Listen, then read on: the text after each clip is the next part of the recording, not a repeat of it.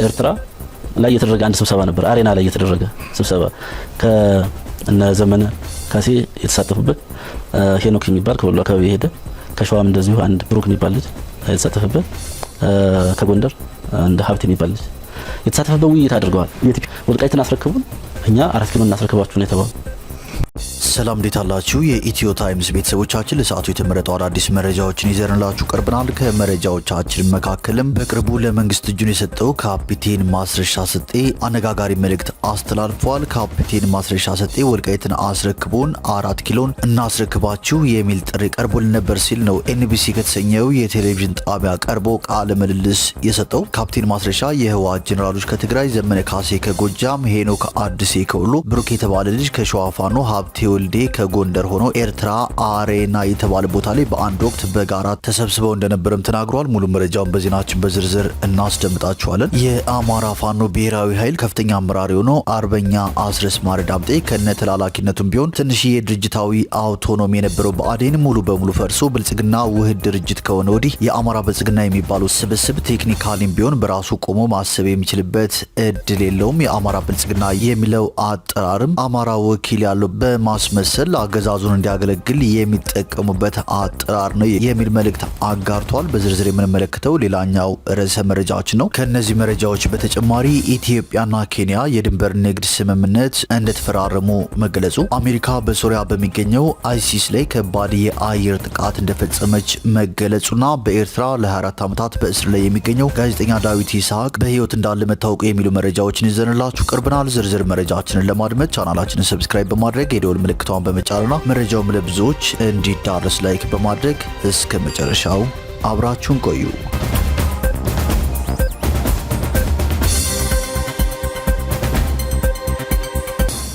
ወደ መጀመሪያው መረጃችን ስናልፍ በቅርቡ ለመንግስት እጁን የሰጠውና ከመንግስት ጋር እየተደራደረው የአማራ ፋኖ ህዝባዊ ድርጅት ከፍተኛ አመራር የነበረው ካፒቴን ማስረሻ ሰጤ አነጋጋሪ መልእክት አስተላልፏል። ካፒቴን ማስረሻ ሰጤ በኤንቢሲ የቴሌቪዥን ጣቢያ ቀርቦ ቃለ ምልልስ ሰጥቷል። በቃለ ምልልሱም ወልቃይትን አስረክቦን 4 ኪሎን እናስረክባችሁ የሚል ጥያቄ ቀርቦላቸው እንደነበር ተናግሯል። ካፒቴን በቃለ ምልልሱም የህወሓት ጄኔራሎች ከትግራይ፣ ዘመነ ካሴ ከጎጃም፣ ሄኖክ አዲሴ ከወሎ፣ ብሩክ የተባለ ልጅ ከሸዋ ፋኖ፣ ሀብቴ ወልዴ ከጎንደር ሆኖ ኤርትራ አሬና የተባለ ቦታ ላይ በአንድ ወቅት በጋራ ተሰብስበው ነበር። በስብሰባቸው መጨረሻ መግባባት ላይ የደረሱበት ነጥብና የውሳኔ ሀሳብም ህወሓት ለፋኖ ትጥቅና ሎጂስቲክስ ለማቅረብ፣ ፋኖ ደግሞ ወልቃይትን ለማስረከብ ነበር ስምምነቱ በማለትም ካፒቴን ማስረሻ ሰጤ መልእክቱን አስተላልፏል። ካፒቴኑ አስከትሎም ስምምነቱ 4 ኪሎ ለናንተ ወልቃይትን ደግሞ ለኛ የሚል ነበር ሲልም ብዙዎችን ያስደነገጠ መረጃ አጋርቷል። ይህ በእንዲህ እንዳለም የአማራ ፋኖ ብሔራዊ ኃይል ከፍተኛ አመራር የሆነው አርበኛ አስረስ ማረ ዳምጤ ከነተላላኪነቱም ቢሆን ትንሽ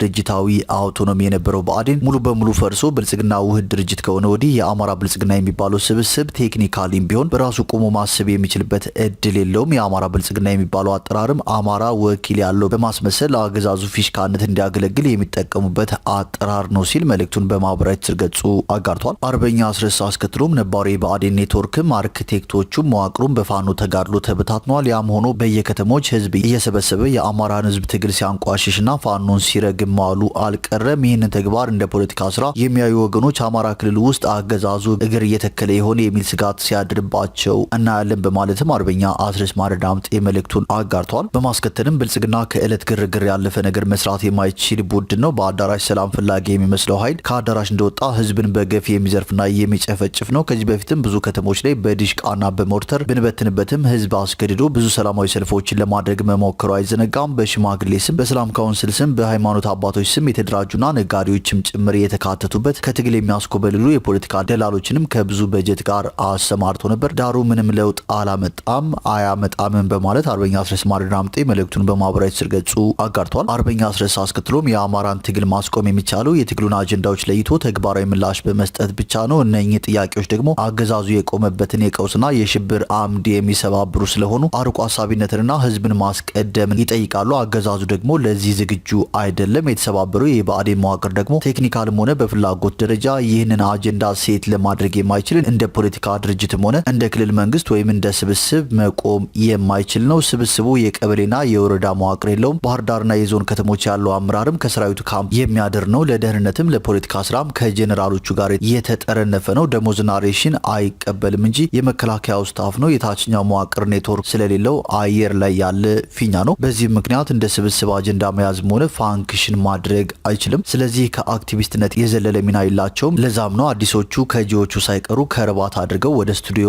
እየዘመቱት። የሆነ ሆኖ ለመጪዎቹ በርከት ያሉ ጊዜያት የአማራ ህዝብ ፖለቲካ የሚወከለው ለህዝቡ ነጻነት ህልውናና ልዕልና ህይወት እየከፈለ ባለው የፋኖ መዋቅር ብቻ ነው። ሲጠቃልል ይህ ትግል ተራ የሽምቅ ትግል አይደለም። በማህበራዊ ንቅናቄ የታጀበ የአማራ ህዝብ የህልውና ትግል ነው። መድፍና ታንክ ይዞ ያላሸነፈን ጀነራል መሐመድ ማይክ ይዞ አያሸንፈንም። አረጋ ከበደ ሚሊሻን ከነ ሙሉ ክብሩ ካድሬን ከነ ኮተቱ ተሸክሞ ፈቀቅ ያላደረገውን ትግል እናቶችን ሰብስቦ በሚደሰኩረው ወሬ የሚለውጠው ነገር የለም በማለት የአማራ ፋኖ ብሔራዊ ኃይል ከፍተኛ አመራር የሆነው አርበኛ አስረስ ማረ ዳምጤ መልእክቱን በማህበራዊ ትስስር ገጹ አጋርተዋል።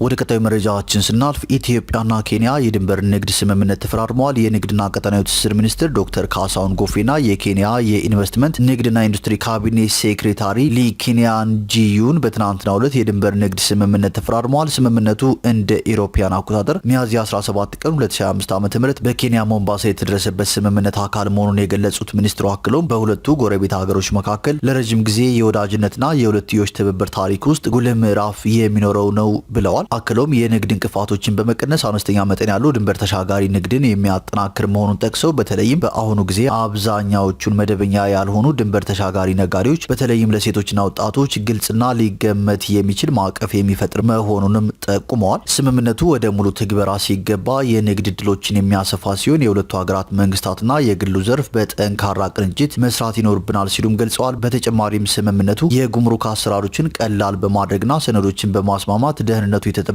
ህጋዊና ዘላቂ የኢኮኖሚ እንቅስቃሴ እንዲፈጠር እንደሚያደርግ ተመላክቷል። የኬንያ ልዑካን ቡድን በቆይታቸው የንግድና ቀጠናዊ ትስስር ሚኒስቴር የውጭ ንግድ ማዕከል መጎብኘታቸውንም ከሚኒስቴሩ የተገኘው መረጃ ያመለክታል።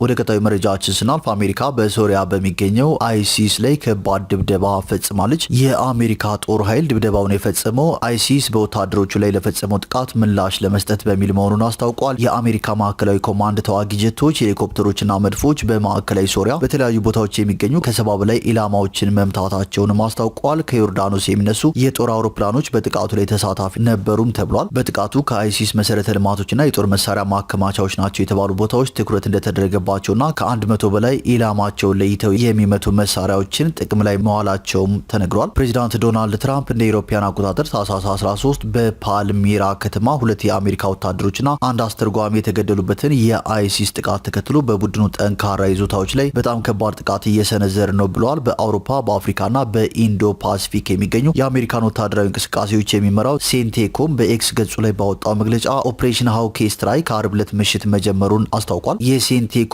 አዛዥ አድሚራል ብራድ ኩፐር በቀጠናው ውስጥ አሜሪካውያንንና አጋሮቻቸውን ለመጉዳት የሚሞክሩ አሸባሪዎችን ያለማቋረጥ ማሳደዳችንን እንቀጥላለን ብለዋል። የአሜሪካ የመከላከያ ሚኒስትር ፒት ሄግሴት በበኩላቸው የጦርነት መጀመሪያ አይደለም የበቀል ማሳያ ነው ብለዋል። በዓለም ላይ በየትኛውም ቦታ አሜሪካውያንን ኢላማ ካደረግ የቀረውን አጭርና በጭንቀት የተሞላ ህይወትህን አሜሪካ እንደምታድንህ እንደምታገኝህና ያለ ርህራሄ እንደምትገድልህ እያወቅ ትኖራለህ ብለዋል። ሶሪያ በቅርቡ አይሲስን ለመዋጋት ዓለም አቀፍ ጥምረቱን የተቀላቀለ ሲሆን ከአሜሪካ ጋር ለመተባበርም ቃል ገብታለች። በህዳር ወር የሶሪያ ፕሬዝዳንት አህመድ አልሻራ ዶናልድ ትራምፕን በዋይት ሀውስ ባገኙበት ሰዓት ጉብኝታቸው ለሁለቱ ሀገራት አዲስ ዘመን መምጣቱን አመላካች ነው በማለትም ተናግረዋል።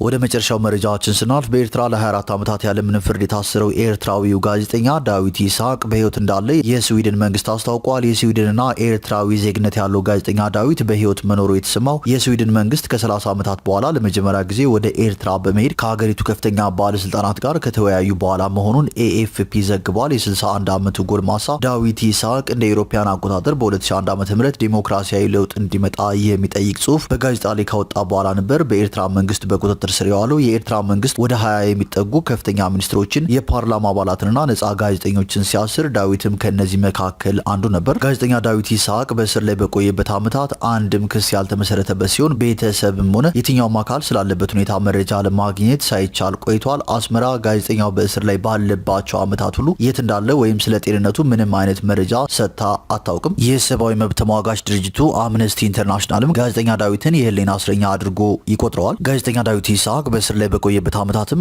አንድም ክስ ያልተመሰረተበት ሲሆን ቤተሰብም ሆነ የትኛውም አካል ስላለበት ሁኔታ መረጃ ለማግኘት ሳይቻል ቆይቷል። አስመራ ጋዜጠኛው በእስር ላይ ባለባቸው ዓመታት ሁሉ የት እንዳለ ወይም ስለ ጤንነቱ ምንም አይነት መረጃ ሰጥታ አታውቅም። የኛ ግምገማ ጋዜጠኛው በህይወት እንዳለ ነው። በጉብኝታችን ወቅት ከዚያ ግምገማ ጋር የሚቃረን ምንም አዲስ መረጃ አልደረሰንም ሲሉ ሚኒስትሯ ለኤኤፍፒ የዜና ወኪል ተናግረዋል። የዜና ወኪሉ ስቴነርጋርድ ግምገማቸው የተመሰረተበትን መረጃ ምን እንደሆነ ቢጠይቅም ለመናገር ፈቃደኛ ሳይሆኑ ቀርተዋል። የጋዜጠኛ ዳዊት ልጆች የሆኑት ቤተልሔምና ዳናይት ዓርብ ዕለት በሰጡት መግለጫም የስቴነርጋርደን ጉብኝት ተከትሎ ተስፋ እንዳላቸው ተናግረዋል። የስዊድን የውጭ ጉዳይ ሚኒስትር ከጉብኝቱ ጋር በተያያዘ አባታችን በቅርቡ እንደሚፈታ ማረጋገጫ እንደተቀበለ እንገምታለን በማለትም ቤተሰቦቹ ተናግረዋል።